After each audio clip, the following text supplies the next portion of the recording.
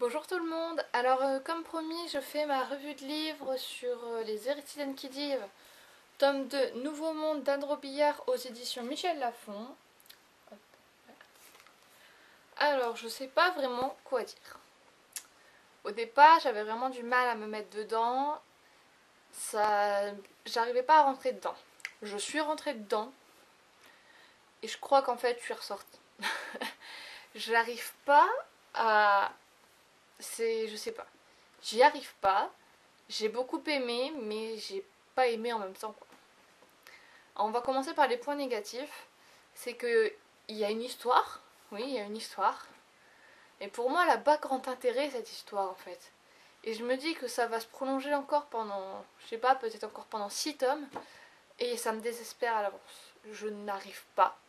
Je n'arrive pas à me mettre dedans. Je n'arrive pas à progresser. J'y arrive pas. Tout simplement, je n'y arrive pas. Les points positifs, c'est que malgré tout, l'écriture est fluide, donc ça se lit assez vite. Et ce que j'admire chez Anne Robillard, c'est que, bon, dans cette saga qui est la suite des Chevaliers d'Émeraude, on se retrouve quand même avec on va dire une trentaine de personnages assez récurrents. Et Anne Robillard réussit toujours, quand elle introduit un personnage, on sait tout de suite qui c'est.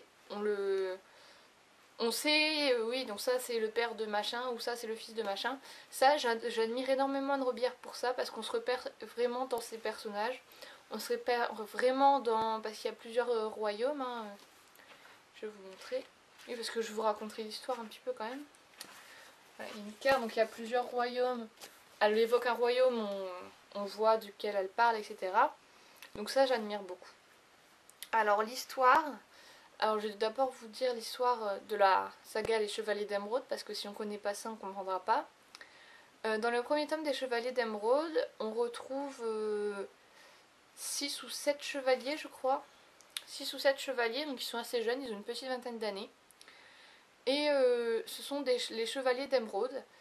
Émeraude qui est un royaume dans lequel règne un roi. Émeraude Ier, Émeraude, je sais pas, Émeraude Ier, je crois. Sauf que ce royaume, enfin, même tout son continent, a été attaqué il y a 200 ans, 500 ans, je ne sais plus, 500 ans je crois, par l'empereur d'un autre continent. L'attaque a été repoussée, sauf qu'on a prédit qu'il y aurait une nouvelle attaque, donc Émeraude Ier a décidé de reformer l'ordre des chevaliers, avec au départ 6 ou 7 chevaliers. Et au fur et à mesure des tomes, on va avoir de plus en plus de chevaliers, on va finir, il y en aura une centaine je crois, même plus, peut-être 200 ou je sais plus, enfin un nombre astronomique. Et donc on va suivre la guerre, voilà. Ici on retrouve donc les chevaliers qui ont participé à cette guerre, on retrouve les descendants de ces chevaliers, parce que je crois qu'il y a 15 ou 20 ans qui s'est passé entre le dernier tome des Chevaliers d'Émeraude et le premier des Héritiers d'Enkidiv, donc ils ont eu le temps d'avoir des enfants entre deux. Donc voilà, donc c'est assez sympathique hein, quand même, quand on le raconte comme ça a l'air assez sympathique. Sauf que là, franchement, les héritiers d'Enkidiv, je n'accroche pas, je n'y arrive pas. Je rentre dedans, mais je ressors aussi vite. Il y a quelque chose qui fait que je reste pas, j'arrive pas à rester dedans. Peut-être que c'est trop récurrent, peut-être que... Voilà, en tout cas, donc là, on a donc le début de la saga, c'est que le deuxième tome. Et je me dis que ça va continuer peut-être encore pendant 7-8 tomes. Et ça me désespère un peu à l'avance. Donc si j'achète le tome 3, le tome 3, c'est les duellés, je crois. Attendez, je vais regarder tout de suite. Oui, les duellés. Je le lirai, c'est certain, parce que j'aime pas abandonner des sagas, comme je vous l'ai déjà dit. Mais j'espère qu'il me fera remonter un peu cette saga dans mon estime, là, parce que j'ai du mal. Les Chevaliers d'Émeraude, j'ai adoré. Les Héritiers, pour l'instant, je n'arrive pas à rentrer dedans. Et ce que je trouve dommage, c'est que avant en fait, dans les Chevaliers les Chevaliers d'Émeraude, je vais y arriver, c'est leur sigle, entre guillemets, c'était une croix, enfin bien dessinée, elle était jolie. Sauf que dans les héritiers, c'est un hippocampe. Je trouve ça, mais d'une débilité, et c'est moche. Enfin, d'habitude, j'aime bien les hippocampes, c'est marrant, mais là, c'est moche, quoi, j'aime pas. Ça sert à rien, ce petit détail, hein, mais non, j'accroche pas. Vraiment, la seule chose que j'admire, c'est que Anne Robillard réussit à nous remémorer à chaque fois de quel personnage elle parle. et que son écriture est assez fluide, que ça se lit donc assez vite. Comme c'est écrit assez grand avec pas mal de marge, ça passe quand même assez vite. Je voulais juste vous dire, j'avais décidé de commencer le journal d'un vampire 7 créé par L.G. Smith, édition Hachette Black Moon. Donc comme vous voyez, enfin c'est un ticket de caisse, hein, mais c'est pas grave, j'ai commencé 3 fois rien, c'est le premier chapitre. Sauf que non, en fait je vais pas le lire maintenant quoi. Parce que ça commence déjà. Fin du premier chapitre, je vais vous lire un passage. C'est l'enfer. Hein. Oh mon Dieu, ils étaient si beaux que à ce jour encore, elle se sentait parcourue d'un délicieux frisson rien qu'à les regarder. Stephen, son amour, était sublime avec ses yeux dont le vert rappelait les premières feuilles au printemps et dont l'éclat s'avivait à sa vue, son profil net et la courbe généreuse de sa lèvre inférieure si délicieusement faite pour les baisers.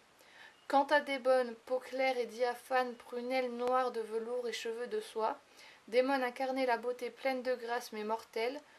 Le sourire vibrant de Démon ridait la surface de son cœur comme le vent celle de l'eau, et lui donnait envie de ronronner, telle une panthère reconnaissant son mâle.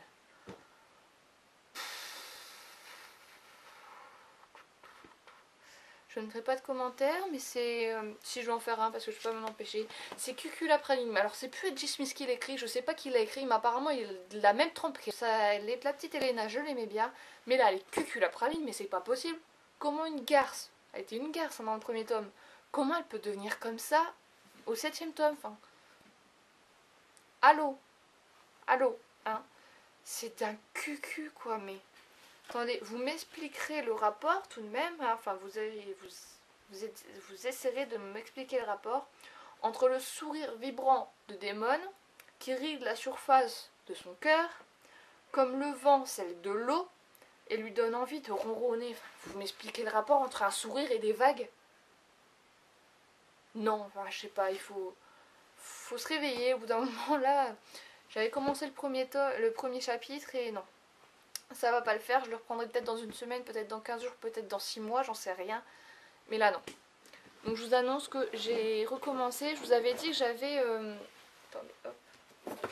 J'avais Le secret de l'ange dans ma palle de Mélissa Delacruz aux éditions Albin Michel dans la collection Wiz. Et que c'était un 5e tome, sauf que je ne comprenais pas... j'avais commencé à lire et je ne comprenais pas... Parce que je me souvenais pas des tomes précédents. Donc je m'y suis mise. Alors attention, vous allez avoir une attaque. Donc je m'y suis mise parce que ça, j'en ai marre quoi. Il est dans ma page, j'ai envie de le lire mais je me souviens pas de ce que ça raconte. Donc je m'y suis remise. Je les relis. Donc je les ai déjà lus mais je me souviens plus du tout de l'histoire. Mais alors j'adore que regardez, la couverture elle aurait pu être magnifique. Sauf que j'ai eu le malheur de le prêter à une amie quand je l'ai eu. Et regardez ce qu'elle m'a fait sur la tranche. Je sais pas si vous allez voir. Mais la tranche est toute striée, enfin c'est... Il y a plein de... Oh, je sais pas, en fait, quand elle le lit, elle le replie complètement, vous savez, il est tout abîmé, quoi. Donc il aurait pu être magnifique, mais bon. Donc voilà, je vous annonce que j'ai recommencé ça pour pouvoir sortir celui-ci de ma palle, parce que ça m'inspire bien et j'avais envie un peu de ça. Donc voilà. Donc j'ai terminé ce livre. Est-ce que je le recommande ? Oui et non, on va dire. Les Chevaliers d'Émeraude, je recommande. Si vous avez envie de continuer sur la lancée, continuez. Voilà. C'est tout ce que je dirais. Ma note, elle est de 6 sur 10. C'est pas terrible.